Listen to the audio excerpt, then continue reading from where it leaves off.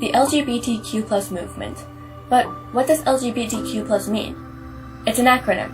The letters stand for lesbian, gay, bisexual, transgender, and queer.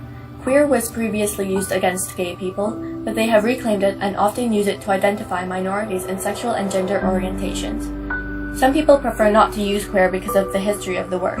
However, people who do not identify with the LGBTQ+ community should not tell a person within the community that they cannot use it.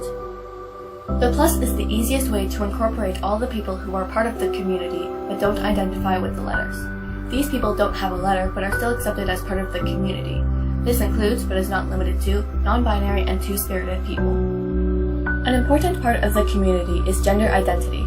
It's often mistaken for gender expression, which is how people express themselves. Gender expression is not gender, but it can be influenced by it. But what is gender? It's how you identify. There are 3 main labels that are accepted in the community: boy, girl, and non-binary.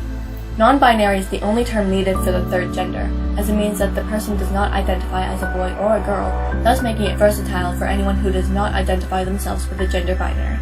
Are allies part of the community? This is a common question. The answer is simple: no. Allies are not part of the community in any way. Their support is appreciated, but supporting group does not make you a part of it. The Western LGBTQ+ movement as we know it today is commonly accepted to have begun in 1969. During this time period, police would commonly do raids on gay bars. On June 28th, police raided Stonewall Inn, which was a popular gay bar at the time. 13 people were arrested. Usually, when police raided a bar, the people there would leave, but this time, the people were angered by what happened and stayed. Eventually, a woman was hit over the head by an officer, and the crowd reacted against the police by beginning to throw objects at them. The Stonewall riot began, and continued for the next 5 days, sometimes including thousands of people. Stonewall was made into a national monument in 2016 by former President Barack Obama. I'm designating the Stonewall National Monument as the newest addition to America's national park system. Stonewall will be our first national monument to tell the story of the struggle for LGBT rights. We are stronger together. Out of many, we are one. In 1978, Gilbert Baker created the gay flag. When he created it, it had 8 stripes: hot pink, red, orange, yellow, green, turquoise, indigo, and black. It was first flown in San Francisco at the Gay Freedom Day Parade on June 25, 1978. Baker never copyrighted his creation as he wanted all people to be able to use it freely. One may notice that the modern-day gay flag doesn't have all 8 of these stripes. The hot pink was taken out when the fabric became too expensive, and the turquoise and indigo were replaced with blue. This resulted in the 6-striped flag that is used today. The first cases of what is now known as AIDS were reported in 1981. By the end of the year, 121 gay men had died. The next year, it was suggested that the cause was sexual and was initially called gay-related immune deficiency, or GRID. However, later in that year, it was also referred to as AIDS for the first time. Surprisingly few people are familiar with the Acquired Immune Deficiency Syndrome, or the acronym by which it's frequently identified, AIDS. The reason for that may lie in part in the character of its most common victims. When AIDS first cropped up about 18 months ago, almost all its victims were homosexual males, who frequently... Marriage was first legalized in the Netherlands. This was the first of 28 countries where it was fully legal for same-sex couples to marry. Countries that began following this example not long after was Belgium in 2003, and Spain and Canada in 2005. South Africa followed suit in 2006, Norway and Sweden in 2009, Portugal, Iceland, Argentina in 2010,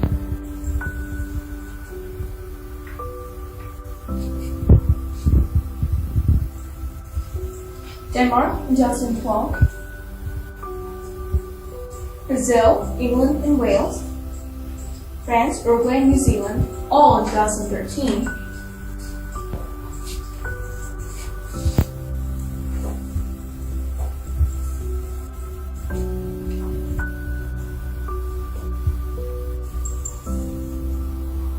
Luxembourg and Scotland in 2014,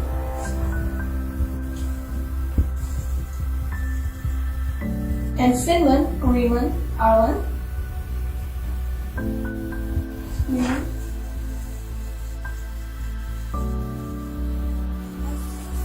2015. Colombia in 2016, Australia, in Germany, in Malta in 2017, Austria, and finally, most recently, Taiwan in 2019.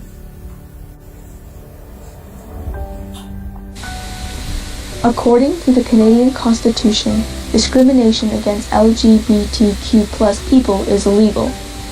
Open quote.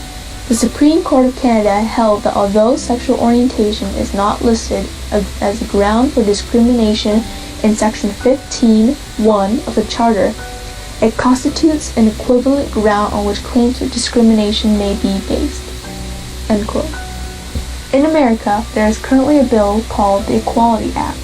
Its purpose to protect LGBT people living where it's legal to discriminate based on sexual orientation and gender identity in employment, housing, public accommodations, etc. It has not been passed yet. There's a possibility that will never be. Our concern is that there is no method currently available to screen blood donors so that the donors don't transmit the AIDS syndrome to the patients. In 1992, the Canadian Red Cross Society implemented new donor eligibility criteria. It prevented men who have had sex with another man at any point since 1977 from donating their blood. This was not changed until 2011, when the Canadian Blood Services Board of Directors approved the change to allow these men to donate blood after 5 to 10 years of celibacy. This was changed further in 2013, where it became a set 5 years. In August of 2016, Health Canada approved the proposal to reduce this to 1 year. The latest change happened on June 3, 2019, which reduced this waiting period further to 3 months. The FDA, which regulates the nation's blood supply, instituted a lifetime ban on blood donations from all men who admitted having sex with other men. 28-year-old Sam Brinton would like to donate to the Inova Center, but can't because of a 33-year-old government ban preventing men who have sex with men from donating blood. You can do. You're being told no, your blood is not worthy. Today, blood banks screen for HIV, the virus that causes AIDS, with an accuracy rate of 99.99%, according to the FDA. The Gay Men's Health Crisis, a New York-based advocacy group that formed in the early years of the AIDS epidemic, considers the FDA rules for men who have sex with men discriminatory. Kelsey Louie is the organization's CFO. If you think about it, what this policy is saying is that a gay man who is in a monogamous relationship is at higher risk than a heterosexual person who is having unprotected sex with several partners.